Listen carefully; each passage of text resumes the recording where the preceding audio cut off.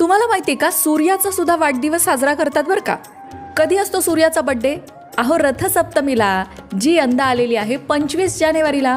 25 जानेवारी म्हणजे सूर्याचा जन्मदिवस, अर्थात सूर्याचा बर्थडे. मग तो आपण सेलिब्रेट करायलाच पाहिजे.